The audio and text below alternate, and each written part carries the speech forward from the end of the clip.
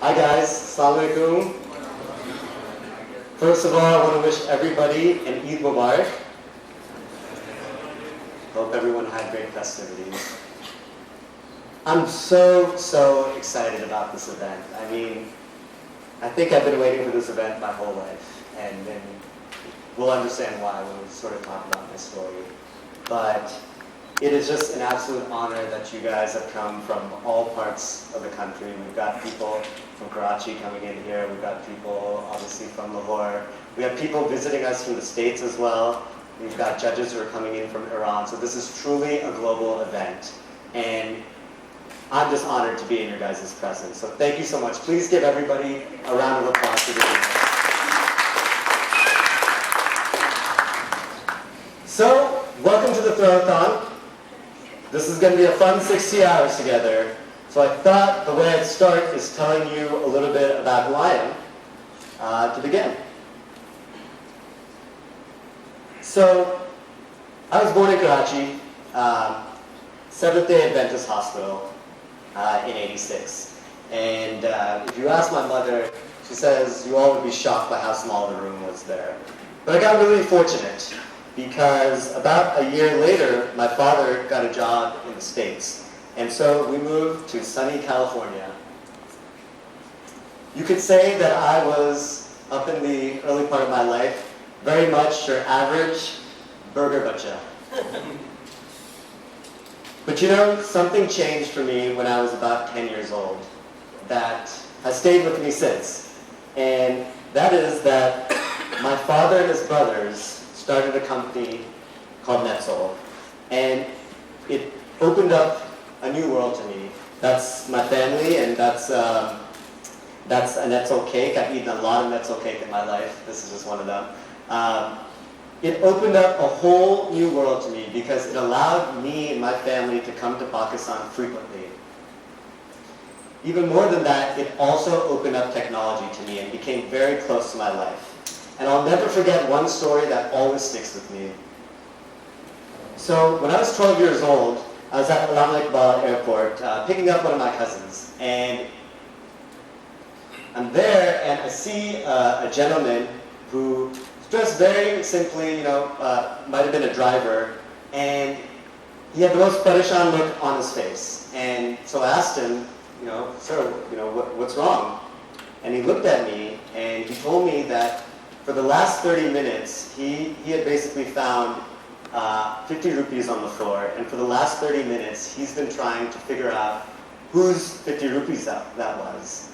And I was just amazed by the humanity in this man that, in the West, if that would happen, someone would pick it up and take it right away. But this guy, who clearly came from a simple background as well, was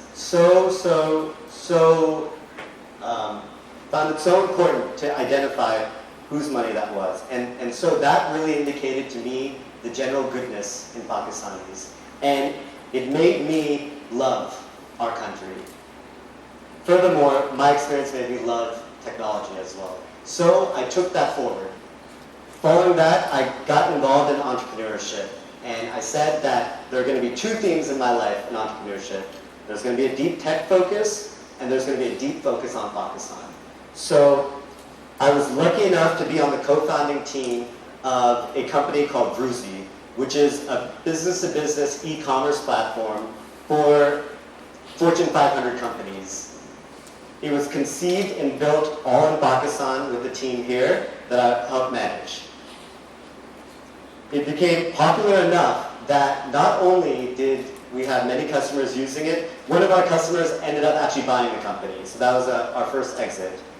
After that, I wanted to see how creative Pakistanis could be, because I could see the creativity within Pakistanis. So my cousin and I started the best digital studio in Pakistan, Itchy Fingers Development Studio.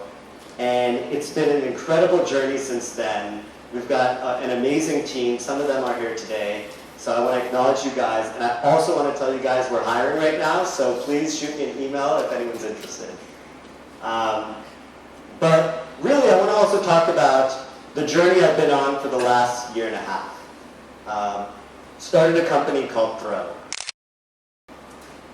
Throw was started out of this unbelievable experience that I had as a business school student at UCLA Anderson School of Management, where me and my peers would talk about our entrepreneurial ideas. And interestingly enough, a lot of them had doubts about their ideas. And those same doubts, there was a very interesting symmetry between those doubts and the doubts that I saw in my developer friends and teams in Pakistan. The same doubts and worries about starting up their business they had as well. So I said to myself, that's so interesting to me that even though that we're worlds apart, we can still have these same doubts and fears about starting up our own businesses. So I thought there must be a way to solve it. And that's where Throw comes in. Throw is a mobile-only Reddit for your ideas. It's the first place you can go to when you have an idea, and you can throw it out there. And you can get feedback from the community on the power of that idea. You can collaborate with people on that idea and make it into a true reality. It's been an incredible journey creating Throw. And we've been successful in the States. And for this event, we actually didn't have an Android version before, but our wonderful team worked their butts off over the last couple of weeks to put an Android version together. So when Usman comes on, he's going to talk about a social media campaign that we'll be doing for Throw. But what I wanted to talk to you guys about today was about some lessons I've learned from my own startup path, as well as lessons I'm still learning today, because I think we can all relate to them. So I've got 3 lessons for you today. The first one is so important. Do you. What does that mean? Well, we interviewed a lot of business school students at Anderson about whether they had entrepreneurial ideas. And we found that about 70% of them did.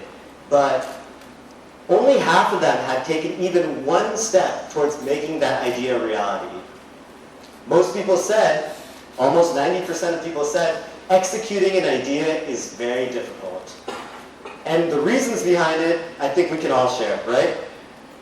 Lack of money, lack of time, lack of resources, and lack of connections, right? Yes, on day one of your idea, you might not have these things in place, right? Nobody does, really. None of the great startups have these things in place. But the thing that matters on day one of your idea is that you have a passion and you find people that have a similar passion to you. Because what happens is, when you find somebody who's as passionate about an idea as you are, your strengths have just doubled. That's what you need on day one of your idea. And that's why we're having this event today.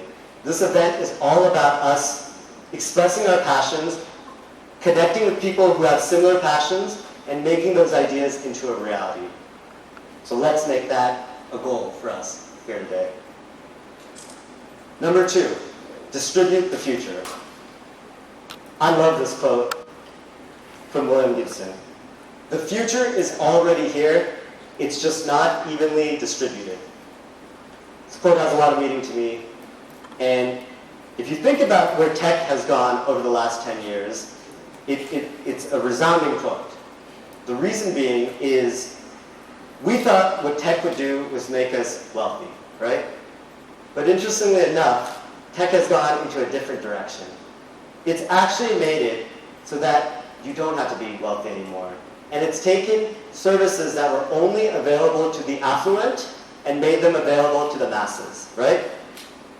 Here's some examples of them. Munchery is, so before Munchery, who could afford a chef-cooked meal at their house? Someone who's affluent. Well, guess what? Munchery has created a service that allows you to have a chef-cooked meal at your doorstep within 20 minutes for less than the price of McDonald's.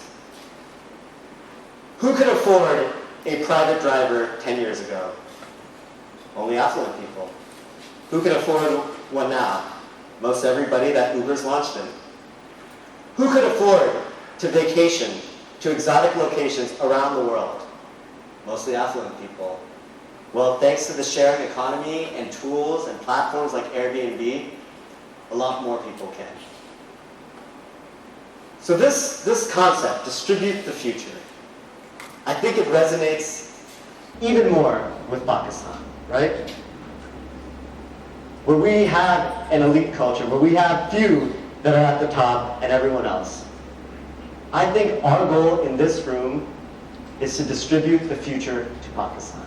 And I think this room specifically can do that. We can create the services that maybe our politicians can't, right? That gives us access to energy, that gives us access to healthcare, that gives us access to information. That goal is on us. It is important that we do it here. And so I want you, as you go through the throwathon today, through the whole weekend, things are going to get tough. A hackathon's always tough. Things get hectic, teams break out into battles with each other, it gets stressful. Just remember that you're doing this not only for yourself, but you're doing this for your country. So finally, one thing we would always hear is that people would throw out ideas on Throw, and the first thing that would happen is that people would comment back saying, oh, this startup's already doing this. I want us to clearly define what competition means. So Mark Andreessen recently retweeted me, and I thought what he said was so resonant with this community. When there's been an idea out there and you hear that someone has a similar idea, ask yourself if the people around you use it, right? Because if they don't use it, that means there's opportunity. So I'm not telling you to go make the next Facebook. We all use Facebook, right? But do not get discouraged if someone is doing something similar to you are. Just find a different execution path to it and still pursue that, because that market is still for the taking. Needless to say, when Mark Andreessen retweeted me, I had a total nerd breakdown, and so I kind of acted like this. So, in conclusion, follow your passion. Others will find you there, no question about it. So I want you over the next 3 days to follow your passion through and through, and express your passion. And express it not only just to your teams, but to everyone around you here, okay? Number 2, you are Pakistan's best hope. We are the hope that can drive Pakistan forward. We can create the services that Pakistan needs to move forward as a country. And number 3, don't be afraid. Don't be afraid of anything that comes at you over the next 3 days. It's going to be tough. Our judges are going to be very tough on you, but I know each and every one of you can rise to the equation and grow from here. We cannot wait to see what happens next with each of you here today. I want to thank you so much for coming. We have a lot of great events. We've got some prizes. We've got some special guests coming. And once again, it's an honor to have you here. So I'm going to start by, so our next session is going to be with Usman, who's going to run you through the process and rules and regulations of the throwathon. Thank you so much, and God bless you all.